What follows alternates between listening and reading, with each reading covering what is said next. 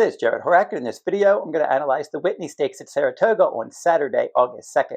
The Whitney goes as the 11th race. It's a Grade 1, $1 million event for 4-year-olds and up, a mile and an eighth on the main track, and the scheduled post time is 5:41 p.m. Eastern Time. Now we'll pull up the field. Number 1 is Mindframe. He's 5-2 morning line for trainer Todd Pletcher, but he's only expected to run in this event if his stablemate Fierceness scratches. If Fierceness runs as expected, Mindframe is expected to scratch, and then he'll run next in the Grade 1 Jockey Club Gold Cup at Saratoga on August 31st. Number 2 is Skippylongstocking. He's 10-1 morning line with Jose Ortiz in the irons. He'll probably track the pace. He does some of his best work at this mile and an eighth distance. Number 3, Highland Falls, is a Grade 1 winner at Saratoga. He won the Grade 1 Jockey Club Gold Cup last year. He's 8-1. Luis Saez will ride for Brad Cox. Number 4, Mama's Gold, a New York bred, exiting a runner-up finish at Saratoga at a mile and an eighth against New York bred stakes company in the Commentator Stakes. He was out there setting the pace. He usually does set the pace, and he likes this distance. The only problem with this one, he's outclassed in this event. He'll probably show the way early and then fade in the stretch. Number 5, Sierra Leone, 11 lifetime starts, 11 top 3 finishes. Very consistent closer for trainer Chad Brown. Flavien Prat's aboard, and he is 2-1. Number 6, Disarm. He's won at Saratoga before, and he's won at this distance before, but his recent form isn't great. He was 4th, beaten more than 8 lengths in the Oakland Handicap, a Grade 2 event last time out. Joe Rosario is going to ride. He'll probably try to rally from off the pace. Number 7, White Abarrio. He's won at Saratoga before, and his victory at Saratoga was the Grade 1 Whitney in 2023. Safi Joseph Jr. is the trainer. Jarrod Ortiz Jr., the leading rider at Saratoga, is aboard, and he'll probably stalk the pace. Number 8, Contrary Thinking, for trainer Chad Brown. Now this one was recently purchased by owner Peter Brandt. He's one of the owners of Sierra Leone, and he bought this horse to be a pacemaker for his stablemate Sierra Leone. So for this one, Contrary Thinking exits a front-running victory in a one-turn mile at Aqueduct against entry-level allowance company. So he's stretching out around 2 turns, and he is here to provide pace for Sierra Leone. Number 9, Fierceness, is your 9-5 morning line favorite. He's 3-4 with a runner-up finish at Saratoga, and he's 2-2 at a mile and an eighth. Todd Pletcher trains, John Velasquez rides. Number 10, Post Time, 18 career starts, 18 top 3 finishes. Very consistent closer here for trainer Brittany Russell. And the regular pilot is Sheldon Russell, and he will try to get involved from off the pace. Now we'll look at the Today's Racing Digest past performances. And if you need past performances for the 13-day Whitney Day program, you'll find those past performances at todaysracingdigest.com. And now we'll look at the PPs, beginning with Skippylongstocking. Now I won't look at Mindframes just because, as I said, he's most likely not going to run in this race unless Fierceness scratches. So Skippylongstocking will be the first horse we'll look at. And I'm going to highlight the Grade 1 races and the Grade 1 final time ratings for these horses, and let's see which horses do the best work and run their fastest races against Grade 1 company. And Skippylongstocking does not.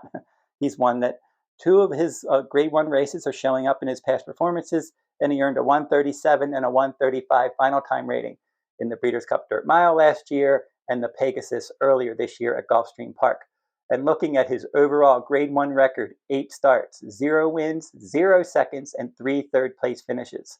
He'll probably save ground, stalking the pace.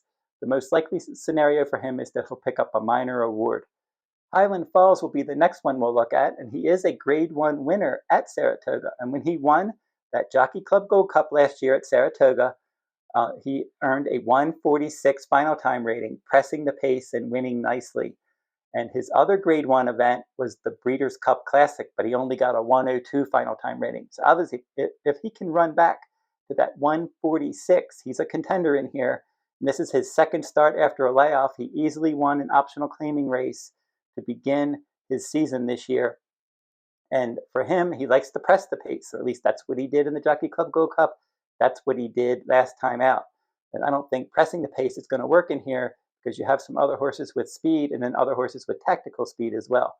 So he's not without a chance, but I think I'm going to like him more when he goes to defend his title a few weeks down the road in the Grade 1 Jockey Club Gold Cup.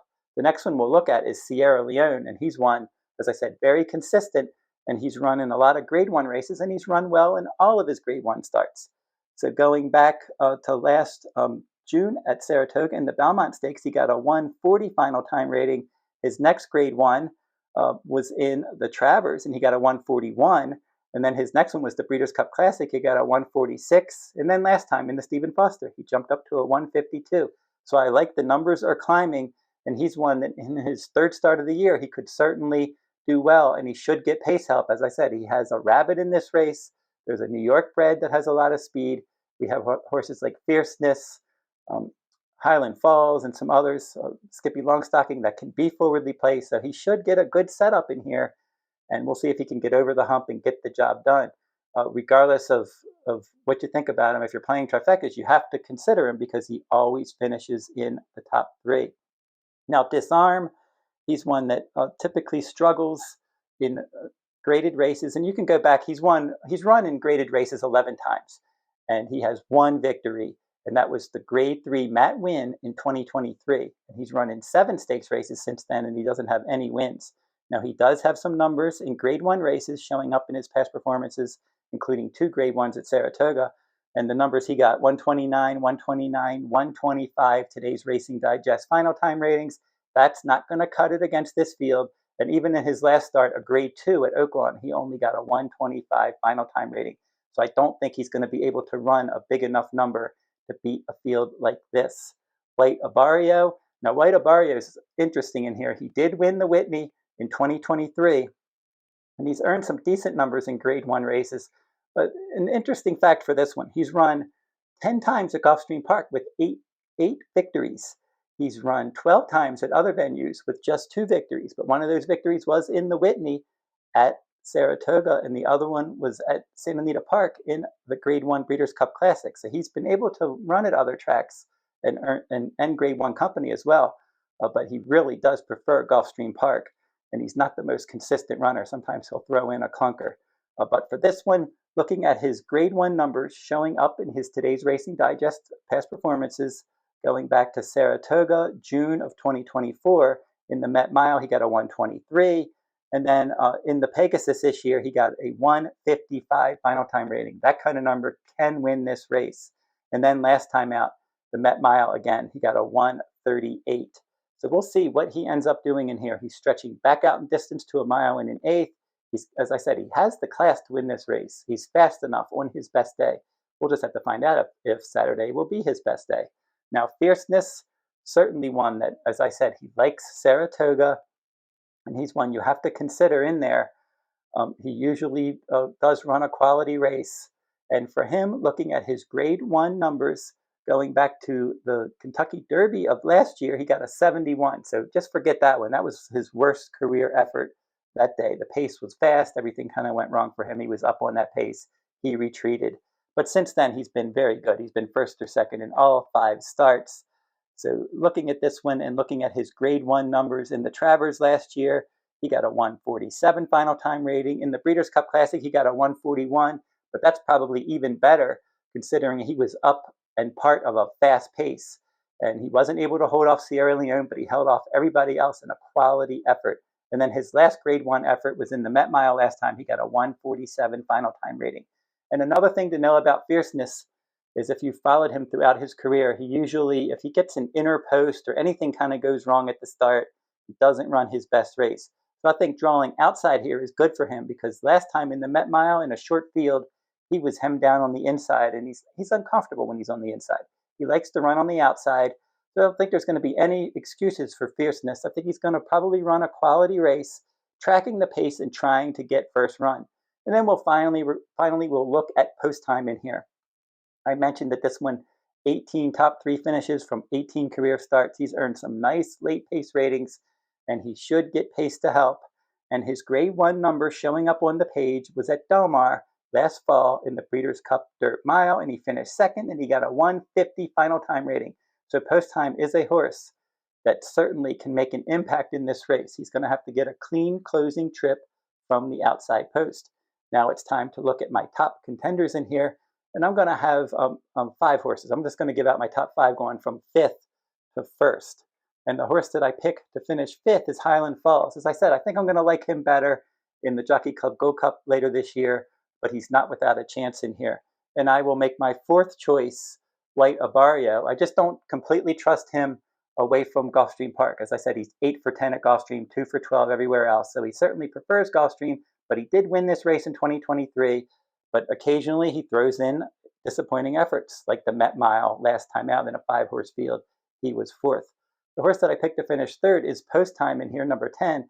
And he's one, as I said, so consistent. If you're playing trifectas, you definitely want to consider him. He's 12 to 1 morning line. And if you get that kind of price on him, it might be worth a shot. That Sierra Leone's pacemaker may set the race up for Post Time. We'll have to see. And my second choice is Fierceness. Certainly can win this race. He's your favorite. Probably deserves to be the favorite. I just think he's going to sit a nice tactical trip out in the clear. He's going to try to get first run and hold off my top choice, Sierra Leone, if he can. And I hope he cannot. I hope Sierra Leone's able to get over the hump and win this event. Now, last time out, he ran a good race. The race did not set up for him at all in that Stephen Foster. He made an early move. He was not able to defeat Mindframe, but he was clearly second best. And that was a good wide early move there. And he can have that sustained move. So he did that in the Breeders' Cup Classic. He made an earlier move into those fast fractions, was able to wear down Fierceness. And I hope he does that again, that we get his pacemaker contrary thinking. We get the New York bred Mama's Gold up there. We get some other ones like Skippylongstocking, Highland Falls, Fierceness, White Abarrio. If all of those horses can give him an honest pace to chase, I think Sierra Leone can run past these, pick up another graded stakes victory, his 3rd grade 1 of his career, if he can get the job done in here. So Sierra Leone will be my top choice in a nice renewal of the Whitney Stakes.